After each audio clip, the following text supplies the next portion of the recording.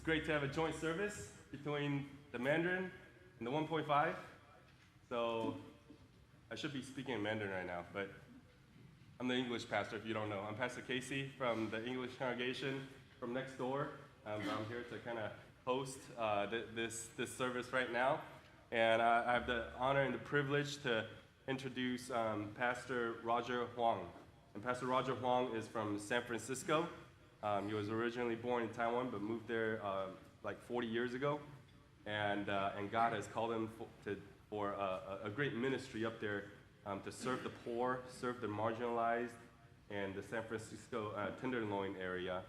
And he'll be sharing with us today on just the life of prayer, share with us today about what God does and what God will do powerfully when we live a life of prayer and fasting. And that is the most wonderful thing about Pastor Roger that touches me the most. It's not about the big ministries. I see a lot of big ministries in my lifetime, but it is about the life of fasting and the life of prayer and the humility of Pastor Roger that touches me the most. And I'm glad that Pastor Roger also brought his team here, the City Impact team in the first rows here. So let's give them a hand. And we welcome you guys. We're so glad you guys are here with us. We're honored that you're here with us. So without further ado, I'm going to invite Pastor Roger up. And actually, we're going to play a video first. Is that right? Okay. We're going to play a video first to introduce the ministry first, and then Pastor Roger's going to come up and share with us about prayer.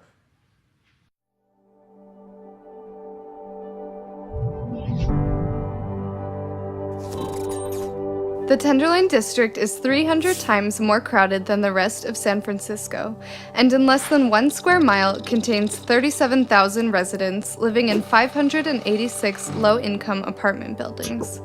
26% of the residents live below the poverty line, and this results in the highest crime rate of any area in San Francisco, averaging 3 major crimes per hour. In addition to the residents, the city's 6,000 homeless come through the Tenderloin daily. Who will intervene on behalf of the people in the inner city of San Francisco? As City Impact, we realize it takes 3 types of work to revive this community: relief for those who are in urgent need, rehabilitation for those wanting a way out, and development to help make sure the vicious cycles of poverty and despair are not repeated. That is why City Impact has multiple departments to help holistically revitalize the inner city of San Francisco. Our rescue mission is a place where a homeless person can show up, receive a hot meal, free medical and dental care, social services, and a message of hope. We serve over 100,000 meals each year. Our food bank delivers 3,200 boxes of fresh organic produce for residents who are shut in, and we see 350 patients each month in our Health and Wellness Center. In 1997, we started the San Francisco City Academy.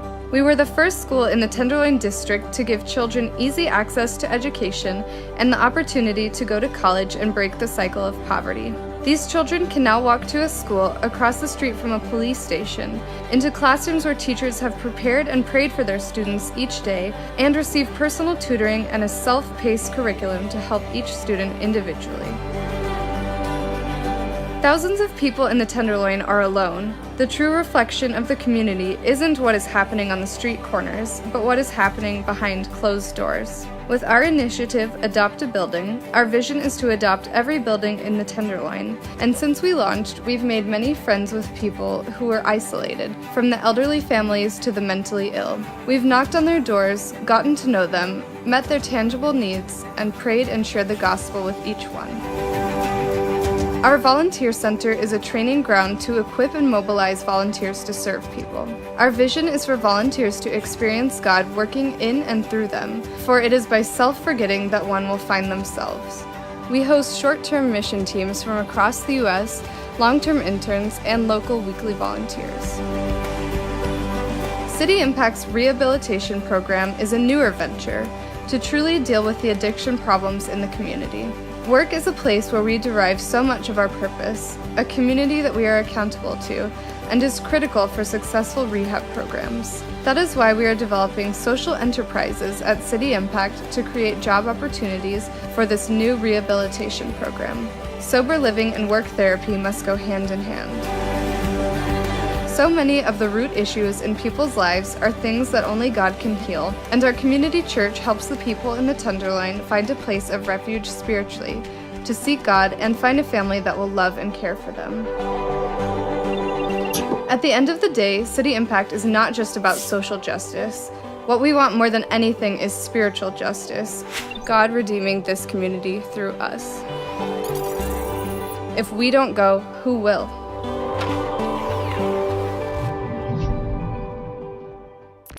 Sorry, I forgot to turn on the microphone a minute ago, so I don't know if you heard anything I said.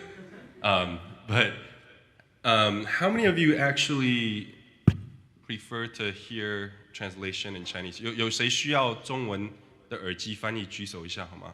有多少人？请举手一下。好，1、2，好，有几个人？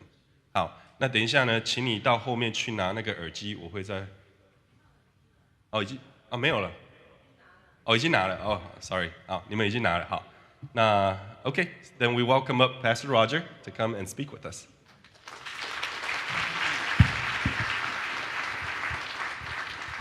All right, thank you. Good morning.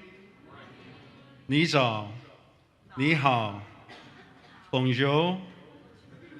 Whatever I can say.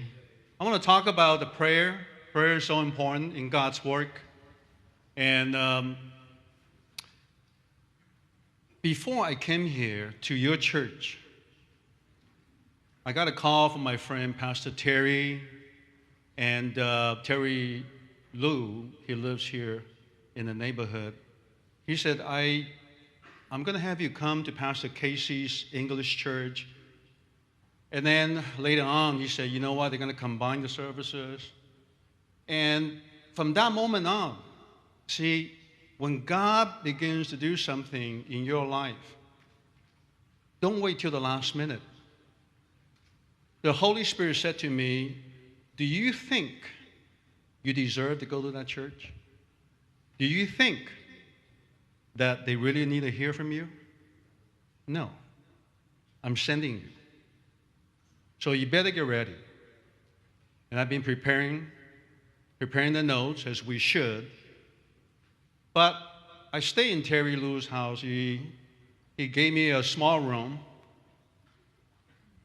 very small, and put me on the bunk bed. I'm 60 years of age. He put me in the bunk bed, right? Thank God he didn't ask me to climb up to the second deck. But I think we're good friends, but I wasn't sure last night. So I closed the door. I walked into that room at about 7:30 p.m. This is where my other friend, Paul, probably at that time was watching UFC. And I walked into the room, locked the door. I stayed there, and I prayed until 11, and I slept from 11 to 3. I got up at 3, and I prayed all the way until now. Because what I'm about to say cannot be just words alone. It has to be the Spirit of God. And if the Spirit of God can touch you in a very personal, intimate way, you will never be the same again. That's not how long you go to a church. That's how intimate are you with the Holy Spirit. Because in one moment's time, your whole life will be transformed. And that's what happened to me. I was born and raised in Taipei. Growing up, my grandfather had an insurance company. And I remember I used to go to his company as a little kid on the back of my dad's moped. We didn't have Harley Davidson, we had moped. And I remember as a little kid looking up at the building, I said to myself, wow, my grandfather, he's rich. I was so proud of him. I was so proud of him. And then I began to look at my dad. Wow, he was working for the American companies. Not one, but two. One was an airline, CAT at the time, and then they called it TWA, and he was working for this other American company. So they were like my idols. Wow, my dad is working for American companies. Unbelievable. So they were my idols growing up, my hope and my dream. But then towards the end, my grandfather ended up having a mistress and lived with her. He was broke because there was a large or a huge embezzlement. He didn't have any more money. The mistress was supporting him, living in an apartment. I was so disappointed. How could that be? And my dad, he was a millionaire. He came here. I remember there was a time he took me to the bank, going into the safe, and he opened up the safe and showed me the box with gold bars, not gold coins, gold bars. I was little. He said, one day, this is yours. I was so happy. One day, I'm going to have gold bars, not gold coins. And then he lost everything. I was so disappointed. And on top of that, I came from a very abusive family. He would beat us up. Stanley, Alan, and me, Roger, were the first three of the six. But you know, there's something about me. I don't think it's me. Even now, it's not me. I think God. He wanted to keep me. To just bring forth a message. It doesn't matter where you're at today. It doesn't matter what you have. You let him be in your life, he will take you to the next level. But you got to know him. You got to know him. I remember through the beatings, Stanley would cry and ask for help and forgiveness. My other brother, Alan, was the same thing. I never did. I didn't cry because of the beatings. I cried because I felt sorry for my two brothers. Even in the midst of their beatings, they were looking to my father to see maybe they can just take a little more just to get an ounce of his love. I was crying for that. You guys wanted his love that bad? That's why I was never affected. But the hatred and the anger that developed within me was unbelievable. You know how many days I would walk out of that room, the house, doesn't matter if it was in Taipei or back in San Francisco. I didn't know how to pray, but I said, I hope he doesn't show up today. I hope he's killed by somebody, someone, somewhere. He will never be home. But I get so disappointed every time I see him coming up the streets. I just went into my house. Anyway, the beating continues. After we arrived here in 1970, I was 15. And when I was 17, this particular day, for some reason, he wanted to beat up my mom. I was 17 at the time. I stretched my hand. I stopped him for the first time. But then the fear came up. So I said to all of them, all my siblings and my parents, I said, you know, I don't want to stay here anymore. Grabbed my stuff, got in the car, and I drove away. But I was homeless. I didn't have a place to go. I slept at the doorways of some homes and started working very hard, 2 jobs. Fast forward to age 27. By now, there was auditors for the Marriott and also Holiday Inn Crowne Plaza. But I had no direction in my life. I thought maybe I just work hard and make money. Maybe there's going to be peace and hope or something. But by then I developed I became a loner. I never look up. I always look down. That's why I was an auditor, because you don't have to talk to the people. You just do the number, you get your paycheck, and you go home. And then at age 27, as I was going home between the two jobs, I turned the TV on. There was a TV evangelist preaching about the love of Jesus. For the first time, I heard a message like that. I was in my living room. And I heard that message. I fell on my knees. I cried for the first time, for the right reason, for the first time. And I said, where are you? How can I get to know you? You know, the TV evangelists always say, hey, now go find a church. Go find a church. I didn't know anybody. I didn't know what church to go to. But I grabbed hold of the Bible, and I began to read the Bible from cover to cover several times over. I like the stories. I like some of the grace and love and all that great stuff. What's it going to do for me? It's just words. Didn't mean anything. But I noticed one thing as I was reading through the Bible, that whenever anyone was in trouble, they would pray and fast to the living God. So I found a little place 3.5 hours up north from San Francisco, and I found a lady that owned like 25 cabins. So I told her, I said, I would like to come and fast and pray. She was a strong Christian lady. She passed away a few years ago. She said, if you're coming out to pray and fast, you can always have this cabin. You don't have to pay. So I started going up there frequently to pray and fast on the weekends. In that cabin is where I met God. He didn't talk to me. There was no audible voice. But you know, there was a lot of hatred. I asked God, I said, would you just give me the heart to forgive my dad?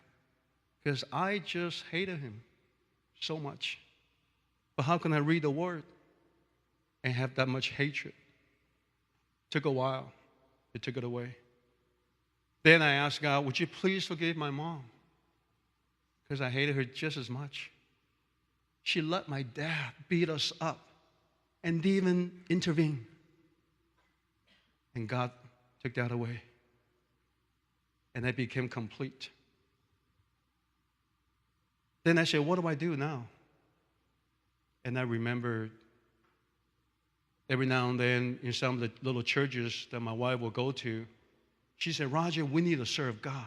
She got saved a year before through the same TV evangelist. I was only a Sunday Christian from 10 to 12, just 2 hours. You know, I had a busy life. I was giving him 2 hours. I think that's good enough. But my wife, she was so passionate, so in love with God. She was watching these TV evangelists when I come home, and she would just, tell me about spiritual stuff. She elevated herself to be a pastor over me. I didn't ask her to be the pastor over me. But she said, hey, today, this is what I learned. We're going to pray and fast. I said, what are you talking about? She said, we're going to pray and fast for our family. I said, there's nothing wrong with our family. She said, you don't see? Your side of the family is all messed up. I said, I know that. And I got defensive. I said, what about your family? She goes, I know they're messed up. That's why we have to pray and fast. I said, so what do we do? She said, no more eating. You don't tell a Chinese guy not to eat. Okay? We have some of the best food. Roast pork, roast duck, liver, kidney. You know that, Terry. Yesterday we went out to San Wu to have lunch with Pastor KC. I was trying to get to know Pastor KC, but Terry was just ordering one after another. It was unbelievable. I thought he was having a feast by himself. But it's okay. All right, move forward. So we begin to pray and fast for our family because we realize that somewhere along the way, the devil got hold of both sides. Cancer, alcoholic. One of them got drunk, crossed the road, got killed. My only sister was violated in the family. She does not talk to me. I told her, I said, listen, I didn't know. I was not the one. Why don't you talk to me? She won't reply. It's been years now. My wife's side wasn't any better, just as bad. But we don't need to go into the details. We began to pray and fast. We've been married for 38 years. We now have 4 kids, 4 in-laws, and 19 grandkids. 19. That's why I'm here. I don't want to be with them right now.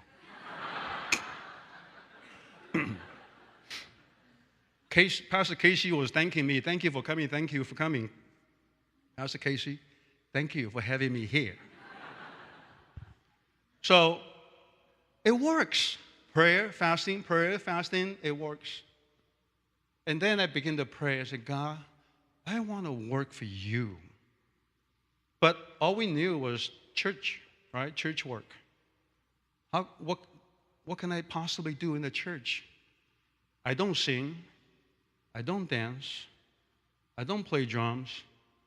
I'm not that good of a preacher. I'm not that good of an announcer. I'm not even a good usher because I just like to disappear from time to time. But I prayed. I said, God, how can I give you my life? Is it possible? No answer. God doesn't talk back. Have you noticed that? He doesn't talk back. I don't understand it. So I made an appointment to see a pastor in Daly City, a small church next to San Francisco. I said, Pastor Ed, can you tell me, how can I work for God? How can I work for God? He said, I'm sorry, we don't have a budget for you.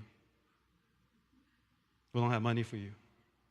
How can I give you money to make coffee? I can do that. And I walked out of that meeting, I said to myself, what do I do now? I want to serve God. I developed a prayer life right along the coast for years. 4 miles. I will run and pray. 4 miles. 5 years. 10 years. But on the second or third year, one day I was so frustrated with this whole Christianity. I live very close to the Cliff House. I'm on 47th Avenue. Some of you know in the city, the last avenue is the 48th, 47th, and then Pacific Ocean. So I drove to the Cliff House. How many of you have been to the Cliff House? Very, very few. Anyway, it's just the house on the cliff. So I drove there. I climbed halfway down the cliff, and I prayed this prayer. This is what changed my life. You want to know how long the prayer was? I was sitting there looking out into the ocean.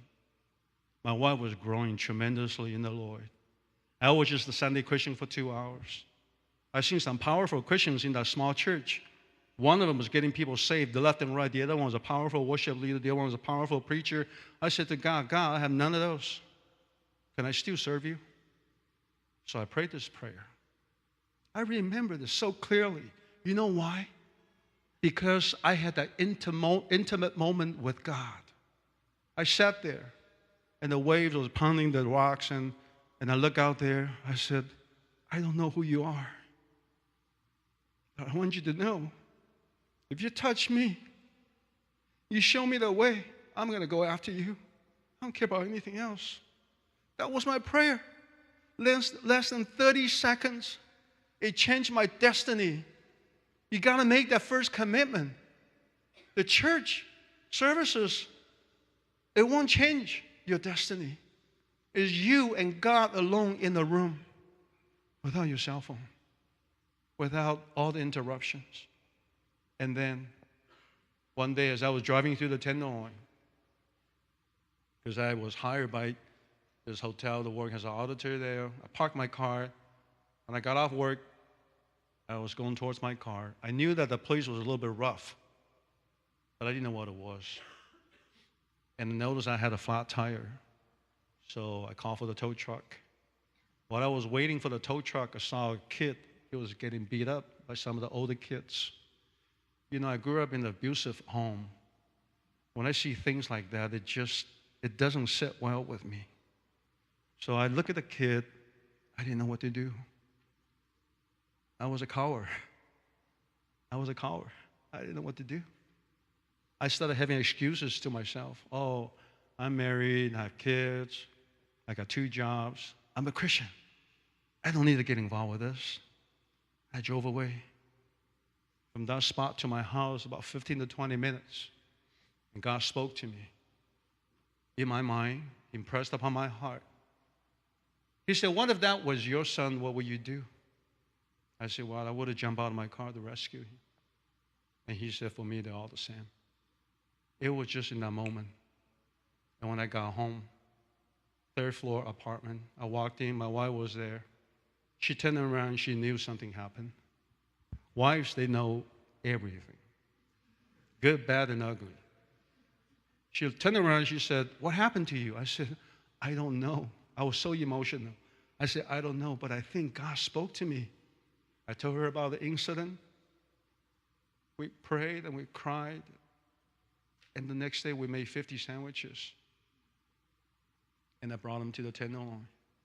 And that was 33 years ago. God has been so faithful, so amazing, so kind, so much grace and mercy over my life. You know what? And then it came the time where God said, are you done with the secular world? Because I have a task for you to do. But I don't want you to do it 1 day a week, 2 days a week, 5 days a week. I want you to give it all. And I knew he was calling me, but I was stubborn because I was so insecure. I said to myself, how could I do that? I love you.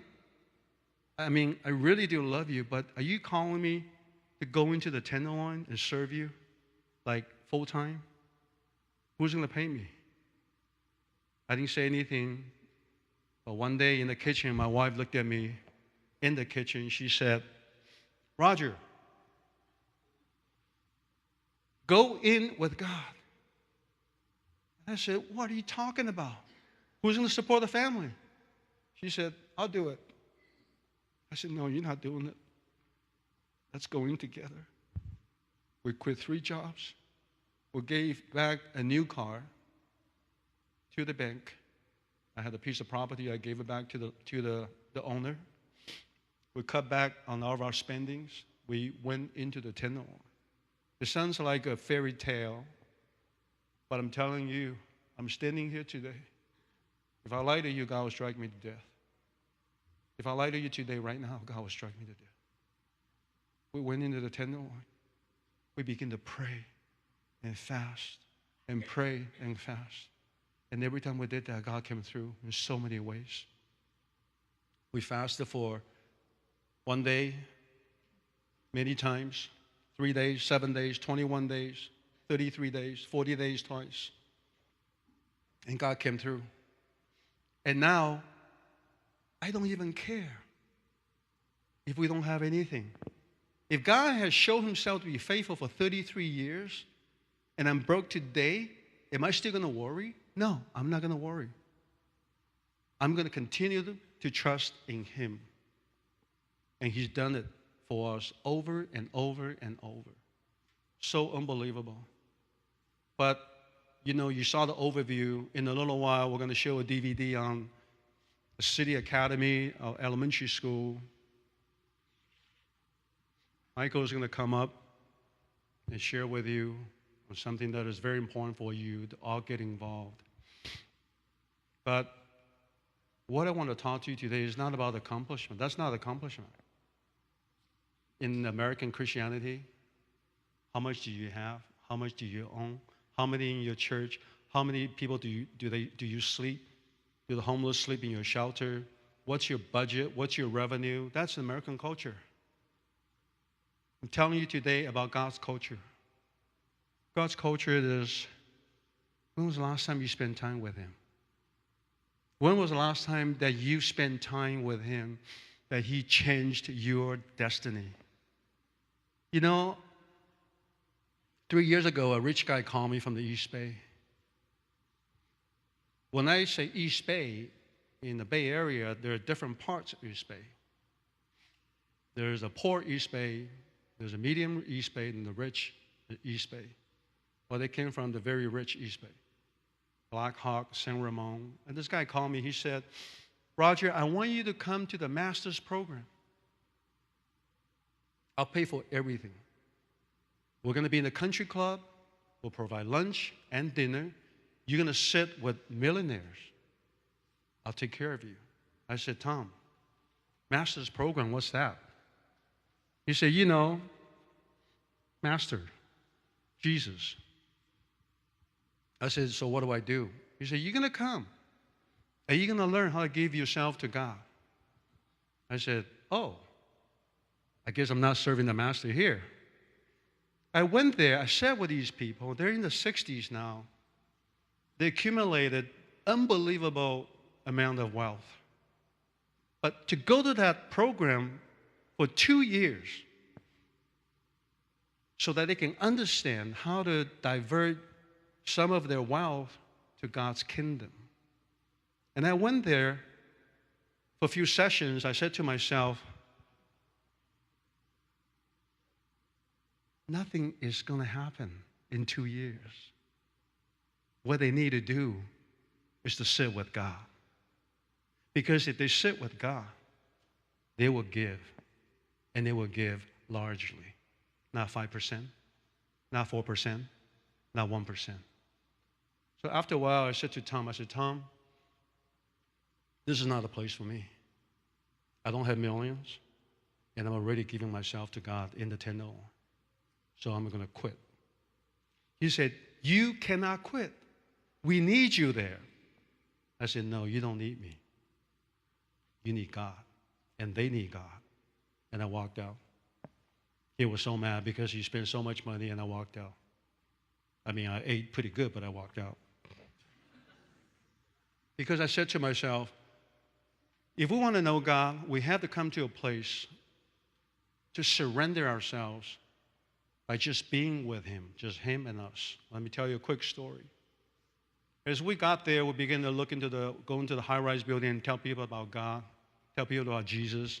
We didn't want a building. We didn't want anything. We just want to tell people about Jesus because the way we came to know God through TV evangelists.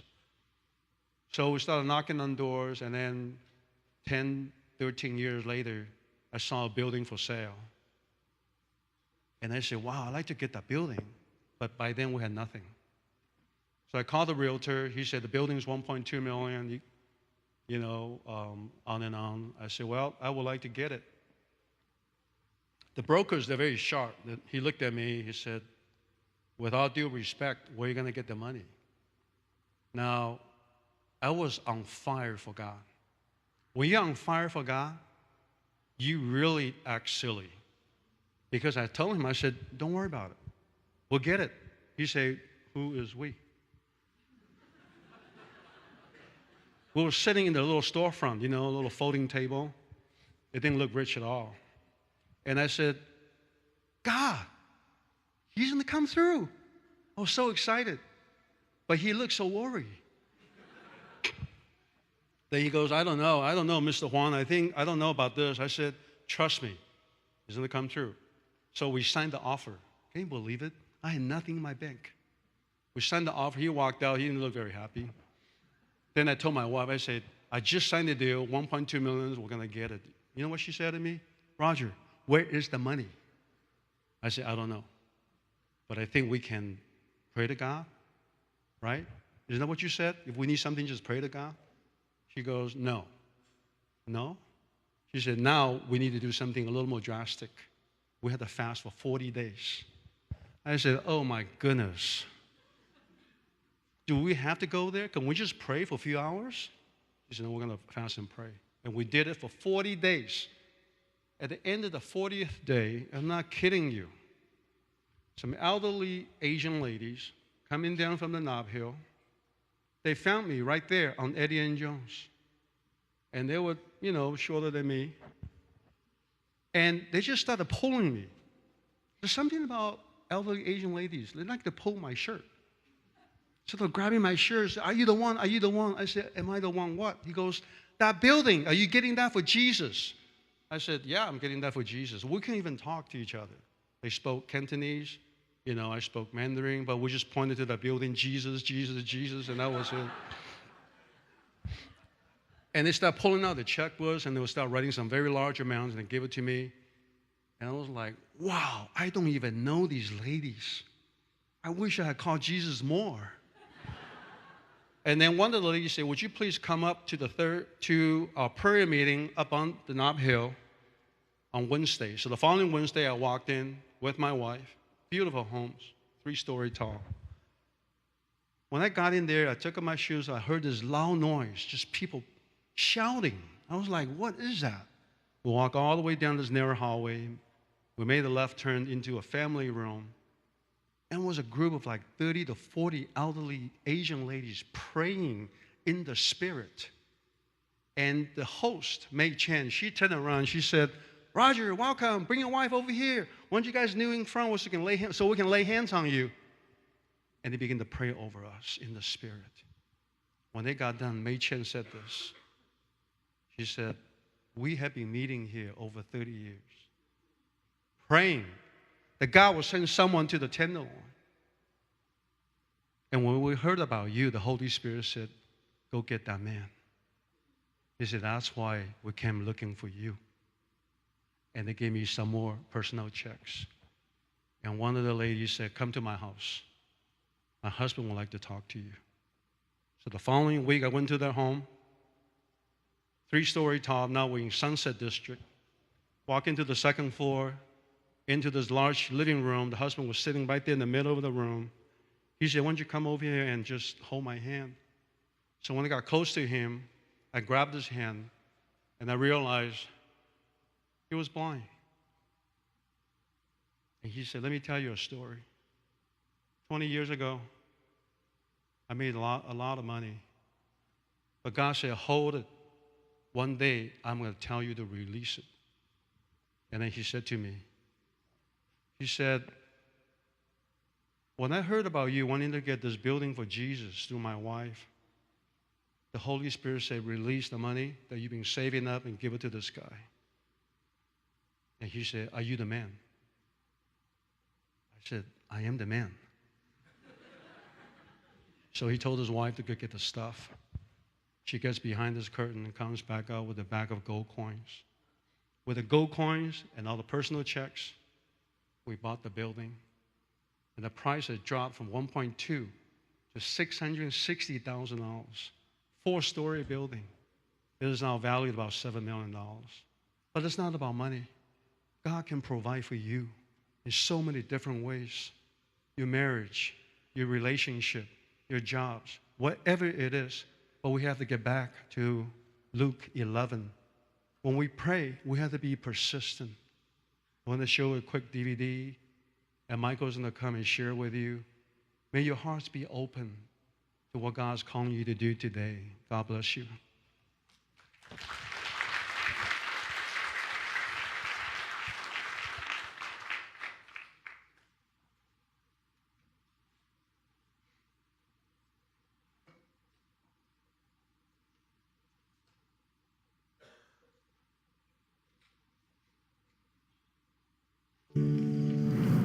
Going to school in the Tenderloin was kind of, you could definitely feel like there's some type of like, you know, negative kind of like spirit or energy, you know, like kind of like attacking the people there, you know.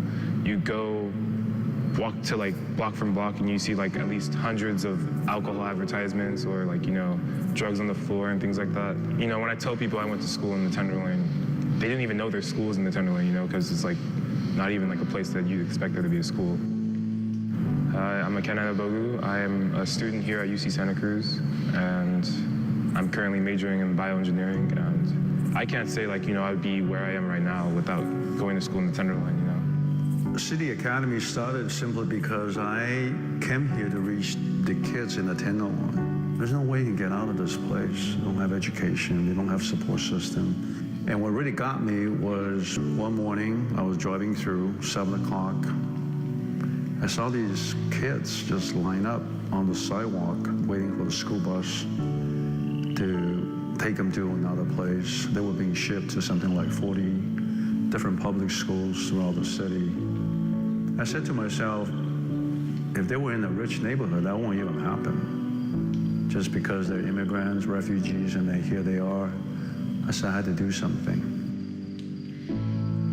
Without someone coming and investing in me, I wouldn't be here today. And so I believe that when you can reach the children, you are not making a dent in just their life, but even their families and the people around them. That's what investment is all about, is not just giving them the tools, but coming alongside and doing it with them. I sometimes, think about what will happen if I didn't go to school in the Tenderloin, Like, sure, there are, definitely schools that have more resources and all that stuff, but the relationship I built with the people there, they, went so far beyond what, traditional teachers did, They wanted to actually build a relationship with me, the person, not just me as a student, me as a person, A lot of times we think that as teacher we have to give them the academics. I think the most vital thing that students need is a real relationship, and students can feel if it's real or not, by the way that you are with them inside and out of school. After I left the SFCA, when I started 9th grade, it was definitely a big transition. I thought that I didn't have the same support group I had. Going back, they're always so welcoming, they always reassured that they loved me, that they're always praying for me and thinking about me, and that definitely helped me a lot. And that helped me find my way more than anything. Many of our students come from different situations, backgrounds where they need different kinds of support. They wouldn't be able to excel without that additional support. Through the help of volunteers, we're able to meet so many more needs that are present that we otherwise wouldn't be able to do. So when we have mentors that will meet with them once a week, that will maybe take them out to lunch, that will help them with their homework, but then maybe also go do fun things to show that they're valued, they're appreciated, they're loved, they're worth the time. Because the people at SFCA have cared for me and invested in me, I know that it definitely gave me a heart for the community. I believe that the future of community is always with the kids. And so by investing in the kids, then you invest in the future of the community. When I look at the kids, I think of them as my kids. Then I want the best for them.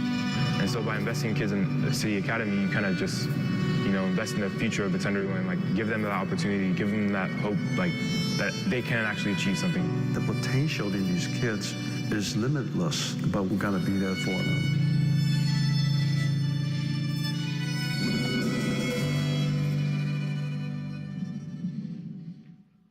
Good morning, church. My name is Michael. I bet you guys weren't expecting a two-part sermon this morning. But no, I'll be only up here for a few minutes just sharing with you guys a bit more about how you guys can partner with City Impact. Pastor Roger shared this morning, and although his story was quite heavy, I want to leave you guys with an encouraging word. If you look at Pastor Roger's story as he shared, moved over, immigrated from Taiwan as a teenager, didn't speak much English. He often mentions to us that he was a loner at school, came from an abusive family, moved out at the age of 18, was homeless for a couple of years, and you'd look at that life and you'd say, that's probably not the best training grounds for a Christian or a pastor, right? But through that moment when he was in the Tenderloin and he saw the kid getting beat up, God touched him.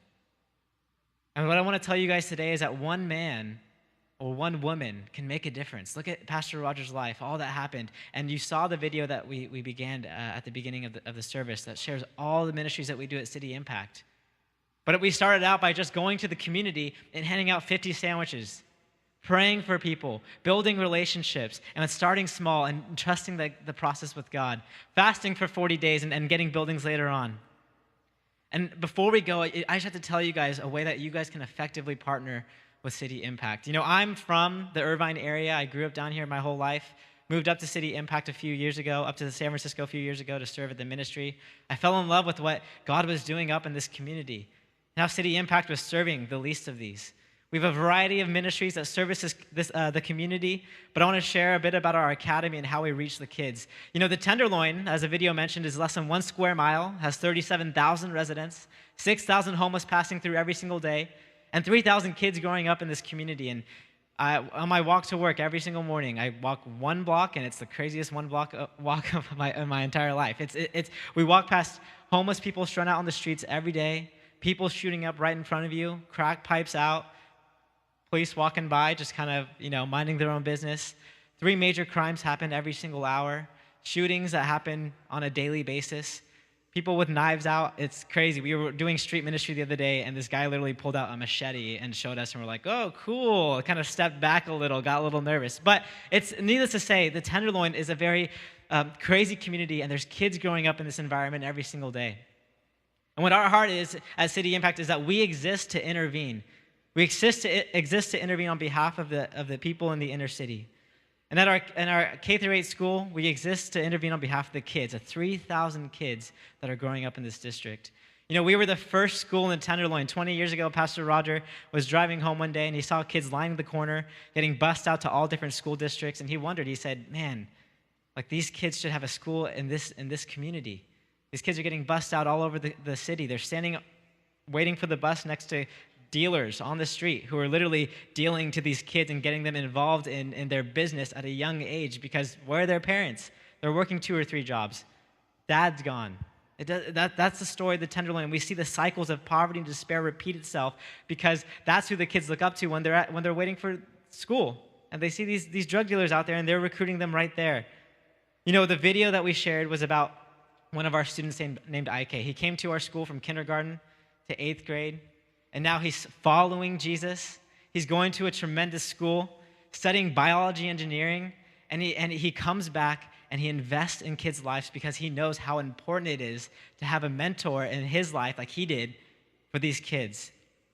These kids are growing up in the Tenderloin, and they're going to prestigious schools like IK. His brothers, in fact, his oldest brother graduated from University of Portland. He got an economics degree. And his youngest brother is at Cal Berkeley studying computer science. And again, these are kids from the Tenderloin going to these schools and coming back and investing in these kids in the Tenderloin.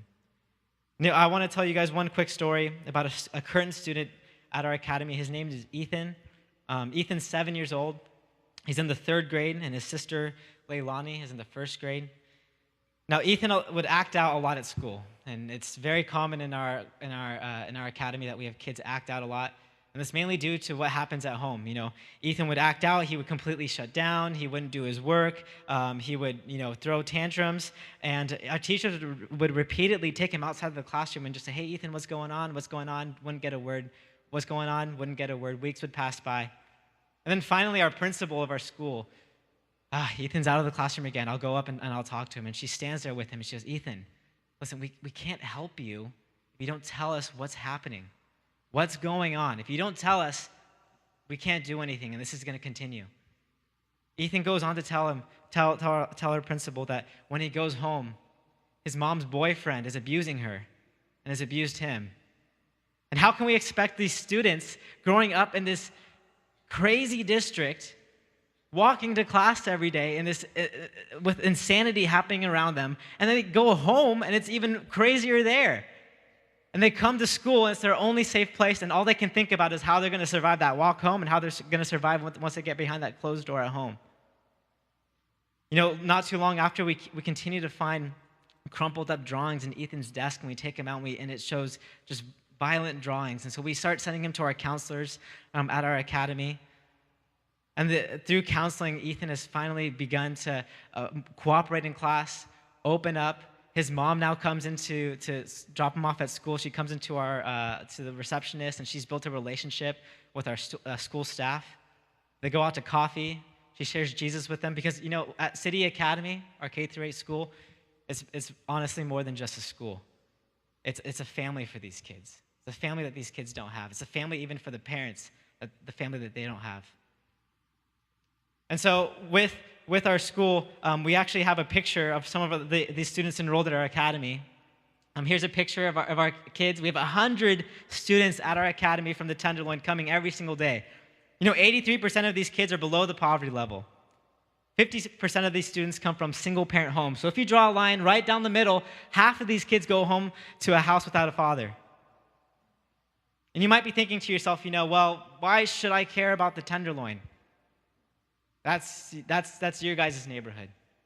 But Jesus calls us to care for these kids, calls us to care for the least of these. As I said, I grew up in Irvine where, you can be out at 10 o'clock at night and the police will be suspicious of what's going on because Irvine's so safe, right? But we're in a crazy district, and these kids are growing up there.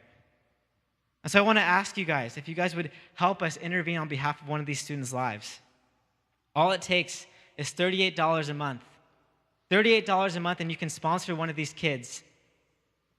You'll be in their lives. You can write them letters. You're an advocate for them. You're a mentor for them when these kids don't have one. You can send gifts. If you're ever up in San Francisco, you can come and visit them. You can sit down and have a meal with them and spend time with them. And so I am imploring you to sponsor kids like Ethan. Don't let him become just another statistic. This is a student from this year. We have stories, and this is a picture of him. Students this year that we have from every year, there's crazy stories of our students. This is just one of many. And so what I'm going to ask you guys to do is, after the service, if you guys feel moved and you guys feel that you want to sponsor one of these kids, please come visit us. We'll be in the lobby area. We have a table set up in the back. Again, $38 a month goes to providing everything for this kid while they're at our academy, from tuition, curriculum, after-school program, lunch program, uniforms. It goes towards everything.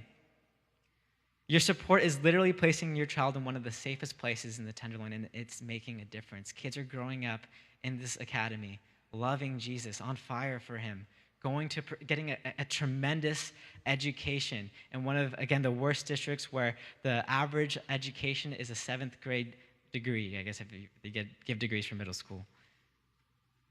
And so we have 20 brand new students, and we need your help raising 50 more sponsors today. So would you guys be willing to sponsor a child? It's easy. Again, 3 minutes of your time to fill out a form.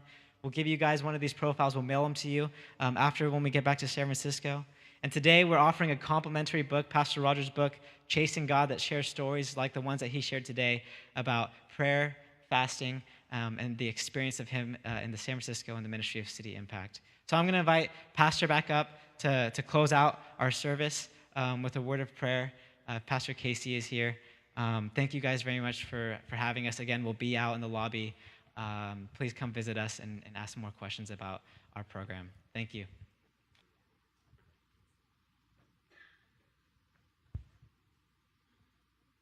We thank Pastor Roger and his team so much for coming to share with us.